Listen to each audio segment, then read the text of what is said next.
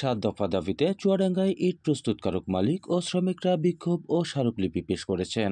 মঙ্গলবার 4 ফেব্রুয়ারি বেলা 11:30টায় Chuadanga town football মাঠ থেকে বিক্ষোভ মিছিল শুরু করে পরে সদর উপজেলা প্রশাসন চত্বরে পৌঁছে সেখানে বিক্ষোভ সমাবেশ করেন।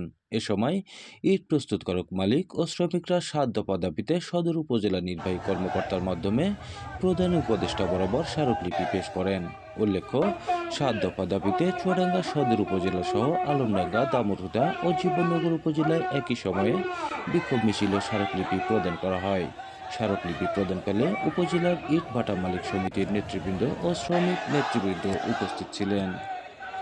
এদিকে 7 দফা দাবি উঠিয়ে চুয়াডাঙ্গা ইট প্রস্তুতকারক মালিক সমিতির নেতারা তিনাদের 7 দফা দাবি তুলে ধরেন। এ সময় চুয়াডাঙ্গা জেলা ইটভাটা মালিক সমিতির সাধারণ সম্পাদক আব্দুল মুতালিব, নির্বাহী সদস্য আব্দুল ওয়াহেদ, ইটভাটা মালিক জিলুর রহমান, আবু জাফর, মুক্তার হোসেন ও জাবারুল বাশার সেলিম সহ চুয়াডাঙ্গা সদর উপজেলা এলাকার সবকটি ইটভাটার শ্রমিকরা উপস্থিত ছিলেন।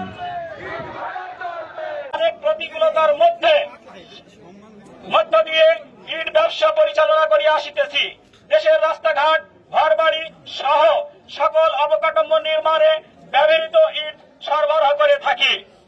জিগজ্যাগ ভাটা স্থাপন করি, যা জ্বালানি সাশ্রয়ী, পরিবেশ বান্ধব, উপমহাদেশে টেকসই এবং সহজ প্রযুক্তি হিসাবে পরিচিতি।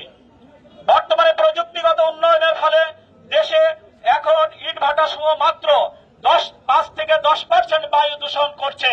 দাবি সমূহ নিয়ে সংশ্লিষ্ট কর্তৃপক্ষ আমাদের সাথে আলোচনায় না বসলে পবিত্র ঈদের পরে ঢাকায় মহাসমাবেশ করে এবং প্রধান উপদেষ্টার কার্যালয় পদযাত্রা ও স্মারকলিপি প্রদান করার ঘোষণা দিচ্ছি।